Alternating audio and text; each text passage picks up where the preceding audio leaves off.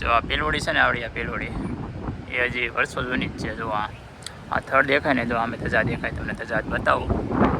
જો આ ધજા છે ને એની એક્ઝેક્ટ બાજુમાં જ ત્યાં 3 કોઠા છે. કેટલા 3 કોઠા આવે છે કળિયા પેલા અહીંયા. આવી રીતે કળિયા પેલા વાળનું હતો આ દરિયાની અંદર. જો આ દરિયો છે ને ત્યાંથી પેખડ ઉપરથી ટોચ ઉપરથી ખસેડી નાખે ને જાય છે દરિયામાં માલ લૂંટવા. ને આ બધા અહીંયા જહાજ ફેરિંગીનો જહાજ લૂંટતો અહીંયા ને માલ બધો લાવો ને આ કોઠી ઉપર નાખતો. તો ભાઈ ઘણાની કોમેન્ટ એવી હતી કે કાળિયા બિલના કોઠા તમે લોકો બતાવો એમ. તો જો આપણે જઈશું કાળિયા બિલના કોઠા જોવા માટે અત્યારે. ને તમે લોકો ક્યારેક આવો તો જો આ છે ભોળાનાથનું મંદિર છે ને સાઈડમાં, અહીંયા ભોળાનાથનું મંદિર છે ને આ બાજુ કાળ ભૈરવ દાદાનું મંદિર છે. એની એક્ઝેક્ટ બાજુમાં જ કાળિયા બિલના કોઠા આવેલા છે. તો ઘણાની કોમેન્ટ હતી કે તમે કાળિયા બિલના કોઠા બતાવો એમ. તો આપણે દરિયા કિનારે તમને લોકોને બતાવીશું કે કાળિયા બિલના કોઠા કઈ જગ્યાએ છે. ને અહીંયા આવો ને તો બેસ્ટ જગ્યા છે. ને આ બાજુ અહીંયા કાળ ભૈરવ દાદાનું મંદિર છે અહીંયા. ને અહીંયા છે કાળ ભૈરવ દાદાની ધજા, એની આગળ જ આવેલા છે કાળિયા બિલના કોઠા. તો આપણે અત્યારે જઈએ છીએ જોવા માટે. ચાલો વિડીયોની અંદર કન્ટિન્યુ બન્યા રહેજો બધા. ને અત્યારે તો જો ઉપર, કેમ કે અત્યારે ઉપર જોવા એવું નથી, કેમ કે અત્યારે 3-4 દિવસથી વરસાદ ખૂબ હતો. તો એટલા માટે નીચે પણ ન ઉતરાય, કેમ કે આપણે નીચે ઉતરવા જઈએ તો પડાઈ જાય એવું છે. હમણાં તમે લોકોને બતાવીશ કે કાળિયા બિલના કોઠા જોવો હોય તો કેવી રીતે જોવા જવાય એમ. આપણે એક દિવસ અવશ્ય જઈશું, કેમ કે થોડો ઘણી વરાપ નીકળી જાય, કેમ કે ચોમાસાનું વાતાવરણ છે અત્યારે. ને પહેલાં આપણે એકવાર તો બ્લોગ અડધો બનાવેલો હતો આપણે બીજા પાર્ટની અંદર નાખેલો છે. તો તમને લોકોને એમને જ મેં બતાવ્યા હતા કાળિયા બિલના કોઠા. ને આજે પણ તમને લોકોને બતાવીશ કે અહીંયા દરિયા કિનારે કેવું બધું અલગ અલગ વ્યૂ આવે છે અને કાળિયા બિલના કોઠા કઈ જગ્યાએ છે. તો આવી રીતનું જવાનું. ને આ છે ને કાળ ભૈરવ દાદાની ધજા છે ને, આ જો અહીં દેખાય ને કાળ ભૈરવ દાદાની ધજા છે. ને અહીંયા વહી આવવાનું, અહીંયા એક્ઝેક્ટમાંથી કાળિયા બિલના કોઠા આવેલા છે. જો આ લોકેશન છે. ને ઓલું છે ને એ બધું દરિયાઈ બીચ છે. જે તમે લોકો ફરવા માટે અહીંયા આવો ને તો દરિયાઈ બીચથી ડાયરેક્ટ કાળ ભૈરવ ધજા તમને દેખાતી હશે. ત્યાંથી વહી આવવાનું. ત્યાં અહીંયા કાળિયા બિલના કોઠા છે ને અત્યારે જો દરિયો ભરાય છે અત્યારે. ને તોફાની પણ અત્યારે થઈ ગયો છે, કેમ કે વાવાઝોડાની વરસાદની બહુ આગાહી છે, કેમ કે 4-5 દિવસથી સખત વરસાદ આવે છે. તો 2-3 દિવસથી કોમેન્ટ આવેલી હતી આપણે ઇન્સ્ટાગ્રામમાં પણ યુટ્યુબમાં પણ કે તમે કાળિયા બિલના કોઠા બતાવો એમ. તો ફાઇનલી આપણે પ્લાન લઈ લીધો છે આજે, અને કાળિયા બિલના કોઠા તમને લોકોને હું બતાવીશ. તો કન્ટિન્યુ બના રહેજો. જો અહીંયા એક્ઝેક્ટ બાજુમાં જ આ પેખડ છે ને એની બાજુમાં જ છે. તો ચાલો હવે જઈએ છીએ આપણે જોવા. અને અત્યારે જો પવન પણ ઘણો બધો આવે છે. અને જો આ પેખડ છે ને આવડી આ ધજા દેખાય ને એની ન્યાજથી કાળિયા બિલના કોઠા આવેલા છે એક્ઝેક્ટ. જો આ પેખડની બાજુમાં જ તે અત્યારે ચોમાસાના કારણે કેમ કે ઉપર જોવા જાય હોય નહીં, કેમ કે ત્યાં દિવાલ સણાઈ ગઈ છે અને અત્યારે પડી પણ થાય છે. જો આ છે ને માથે જઈને તો કેવું હાલે એવું જ નથી ત્યાં. પણ આપણે એકવાર અવશ્ય મુલાકાત લઈશું. જો સામેથી નીચે આવવાનું, જો આપણે છે ને પેલોડી દેખાય ને ત્યાં જ છે કાળિયા બિલના કોઠા.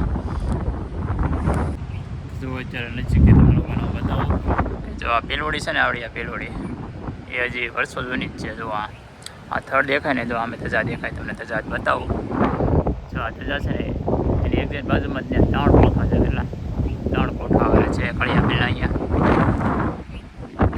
આવી રીતે કાળિયા બિલ વાળનું હતો આ દરિયાની અંદર. જો આ દરિયો છે ને ત્યાંથી પેખડ ઉપરથી ટોચ ઉપરથી ખસેડી નાખે ને જાય છે દરિયામાં માલ લૂંટવા. ને આ બધા અહીંયા જહાજ ફેરિંગીનો જહાજ લૂંટતો અહીંયા ને માલ બધો લાવે ને આ કોઠી ઉપર નાખતો.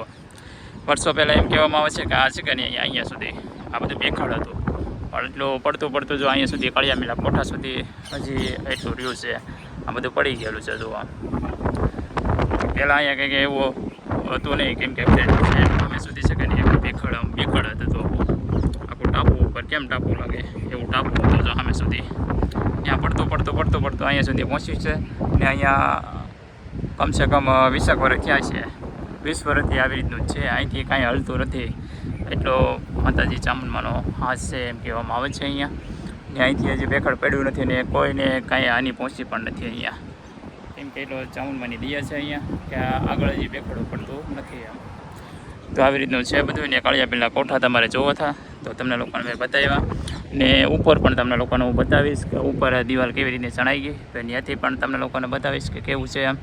સામે જો તમને દેખાય ને ત્યાં જો એ ત્યાંથી જ આપણે ઉતરવાનું છે. જો આ તમને બાકું દેખાય ને અહીંયા આ જગ્યાએ જો અહીંયા જો ત્યાંથી આપણે ઉતરવાનું. ને આ જગ્યાએ છે જો આ જગ્યાએ કાળિયા પીરના કોઠા છે કે નહીં. અત્યારે પલ્લી ગયેલું છે બધું જોવા, આમ તમને દેખાતું જશે. અત્યારે પલ્લી ગયેલું વરસાદનું જોવા પીનું છે હજી, એટલે આપણે જતા નથી કેમ કે પછી નેક્સ્ટ ટાઈમ આવશો ને ક્યારેક તો કાળિયા પીરના કોઠા તમને અવશ્ય હું બતાવીશ. ઉપરથી નીચે આપણે જવાનું તો છે જ, કેમ કે મેં પણ 20 વર્ષ થઈ ગયા છે. 20 વર્ષથી મેં પણ કાળિયા પીરના કોઠા જોયા નથી. એટલા માટે આપણે કાળિયા પીરના એકવાર અવશ્ય કોઠા જોવાના છે અને મારે પણ જોવાના છે અને તમને લોકોને પણ હું બતાવીશ. તો બધા આપણી ચેનલની અંદર પહેલી વાર આવ્યો હોય તો સબસ્ક્રાઈબ કરી નાખજો. ને આ બાજુ છે કાળભૈરવ દાદાની મંદિર, ત્યાં પણ એમ કહેવામાં આવે છે એનો પણ ઇતિહાસ છે. એ પણ આપણે યુટ્યુબ ચેનલની અંદર આવી ગયો છે એનો બ્લોગ, પણ આપણે એકવાર એનો અવશ્ય લેવાનું છે એકવાર ઇતિહાસ. કેમ કે એ ભાઈ ક્યારેક આપણે અહીંયા પૂજા કરવા આવે તો ત્યારે તમને લોકોને હું કાળભૈરવ દાદાના ઇતિહાસની પણ વાત કરીશ. કેમ કે સાંજ સવાર આવે છે, 6 વાગે આવે કે કેટલા વાગે આપણે નથી ખબર, ક્યારેક આપણે આવશું વિઝિટ કરવા માટે. તો એનો પણ ઇતિહાસ તમને લોકોને કહીશ કે વર્ષો પહેલાં અહીંયા ઘણા બધા સાપ નીકળતા અને પછી કાળભૈરવ દાદા એના સપને આવ્યા અને એમ કીધું કે મંદિર બનાવો એમ, એવી રીતનો કંઈક એનો ઇતિહાસ છે. તો એ પણ તમને પાટાની અંદર જોવા મળી જશે. ને એ ભાઈ આપણે જવાનું છે એકવાર ને એનો ઇતિહાસ જાણવાનો છે. ને આ છે કાળિયા પીરના કોઠા.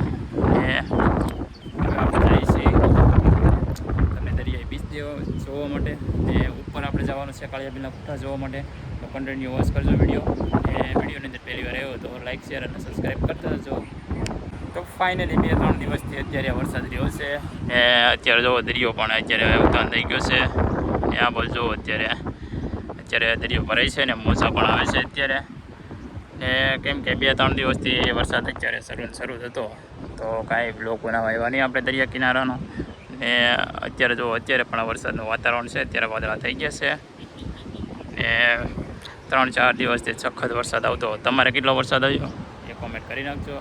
અમારે તો 4 દિવસથી સખત વરસાદ હતો અત્યારે, ને 2 દિવસથી વરાપ નીકળી છે હવે. ને આજે તો વાદળા પાછા થઈ ગયા છે.